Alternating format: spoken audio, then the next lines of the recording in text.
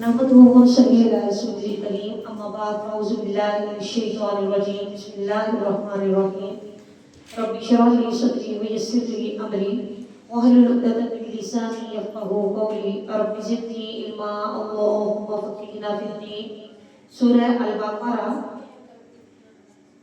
آیت نمبر 57 سے تفسیر وَظَلَّلْنَا عَلَيْكُمُ الْغَمَامَ وَأَنزَلْنَا عَلَيْكُمُ الْمَنَّ وَالسَّلْوَىٰ كُلُوا مِن طَيِّبَاتِ مَا رَزَقْنَاكُمْ وَمَا ظَلَمُونَا وَلَٰكِن كَانُوا أَنفُسَهُمْ يَظْلِمُونَ۔ ہم نے تم پر بادل کا سایہ کیا اور تمہارے کھانے کو من و سلوہ اتارا اور کہا کہ یہ پاکیزہ چیزیں ہیں، کھاؤ جو ہم نے تمہیں عطا کی ہیں، اور دیکھو تمہارے اسلاف نے ہم پر تو کوئی ظلم نہ کیا تھا بلکہ وہ اپنے آپ پر ہی ظلم کرتے تھے۔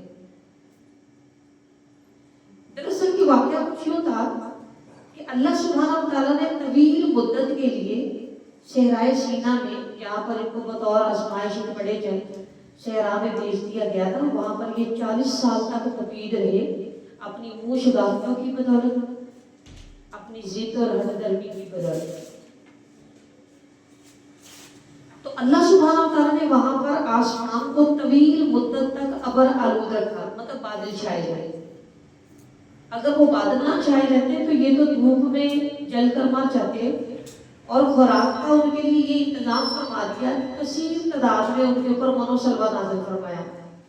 من ایک میٹھی چیز تھی جو کہ سوکھے دھنیے کی بیج جیسی چھوٹی سی، رات کو اوس کی شکل میں نازل ہوتی، اور سلوہ بٹیر کی قسم کے پرندے تھے جنہیں یہ لوگ بھون کر کباب بنا کر کھاتے تھے، اور یہ غذائیں بلا مشقت انہیں اللہ سبحانہ وتعالیٰ کی طرف سے کثیر مقدار میں طویل عرصے تک ملتی رہی، اور یہ اللہ سبحانہ وتعالیٰ کا قوم کے اوپر خاص انعام تھا۔ یعنی یہ خوراک کی دونوں قسمیں، ایک میٹھی چیز اور ایک نمکین چیز، طلوع سحر کے ساتھ ہی ان کے اوپر نازل ہونی شروع ہو جاتی رضا۔ ورنہ یہ تو ایسی قوم تھی کہ انہوں نے موسیٰ علیہ السلام کو یہ بھی جواب دیا تھا کہ موسیٰ تم اور تمہارا اللہ ان کے ساتھ جنگ کر لو، دشمنوں کے ساتھ، ہمارے اندر تو کوئی طاقت نہیں۔ تو جتنا بڑا جواب اس قوم نے موسیٰ علیہ السلام کو دیا تھا، تو اللہ سبحانہ وتعالیٰ اس بات کی پاداش میں انہیں ہلاک میں کر دیتا۔ پھر اس جزیرے کی زندگی بسر کرنا بھی ان کی اپنی مشتاقیوں کی وجہ سے ہوا تھا۔ اسی جنگل میں سیدنا ہارون علیہ السلام کی وفات ہوئی تھی، اور پھر 1 سال بعد سیدنا موسیٰ علیہ السلام بھی اسی جنگل میں وفات پائے۔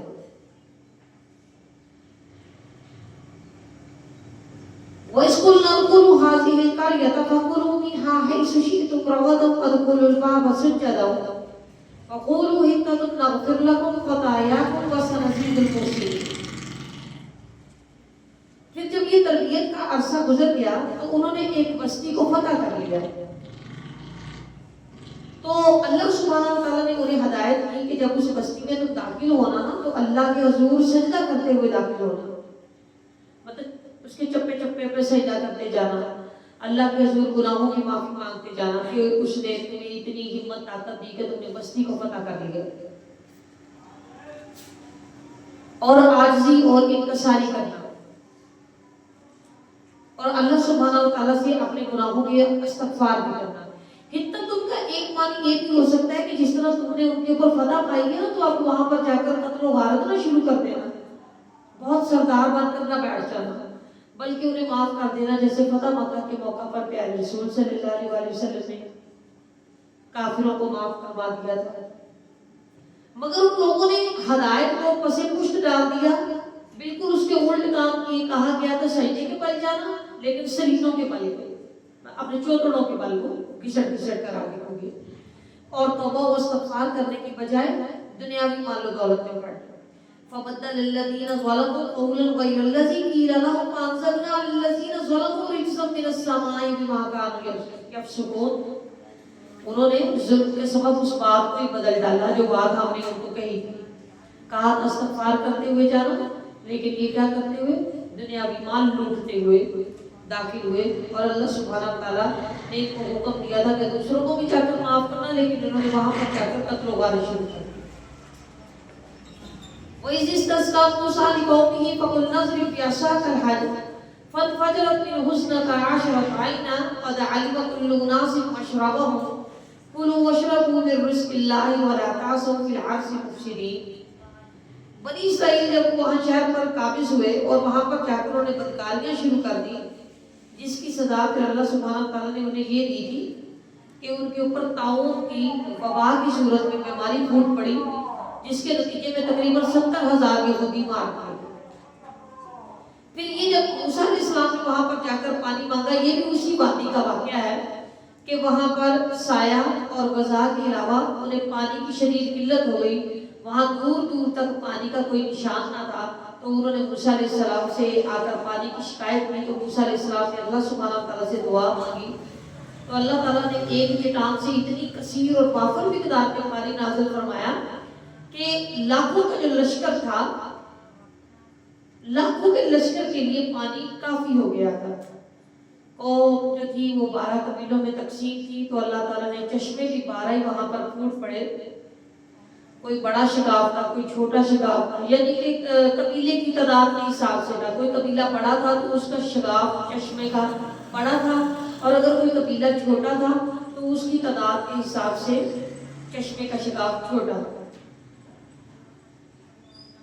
پھر یہ خدا داد نعمتیں تھیں جو تمہیں مہیا کی گئی تھی.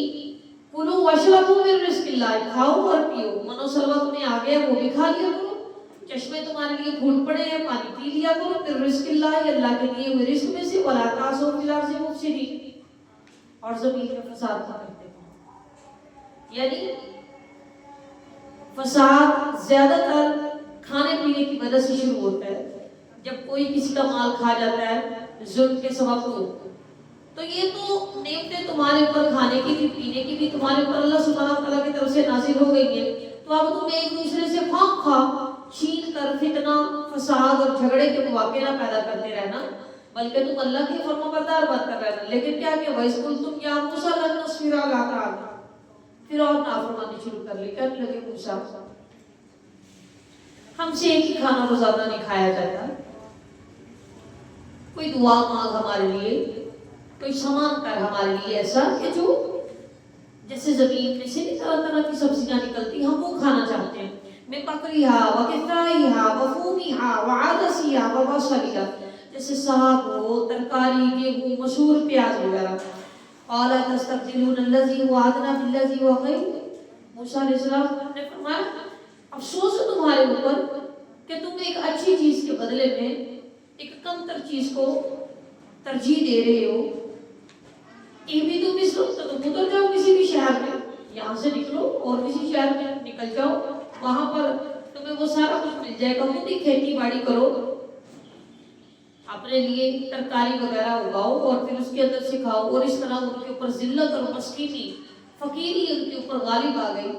اب ظاہری بات ہے وہ صحرائے سینا میں جب رہ رہے تھے، بادل کا سائبان بھی تھا، منو سلوا بھی برس رہا تھا،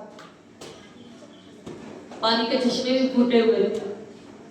ایک طرح سے ان کی تربیت مقصود تھی کہ وہ یکسو ہو کر اللہ سبحانہ تعالیٰ کی عبادت کریں، اپنے آپ کو جہاد کے لیے ابھاریں، اپنے اندر شجاعت پیدا کریں کہ ان کو یہ ساری کی ساری ترکاری، سبزی، گیہوں، ساگ وغیرہ یہ اگر کوئی بھی اگر شخص اگائے گا تو وہ کتنی کھیتی باڑی کرے گا، کتنا اپنے آپ کو کھپائے گا. پھر تمہیں سارے کا سارا پکا پکایا بنا بنایا تمہارے سامنے پیش کیا جا رہا ہے، تو تم اپنی صلاحیتیں اور کاموں میں لگاؤ جو تم اچھا طریقے سے کر سکو.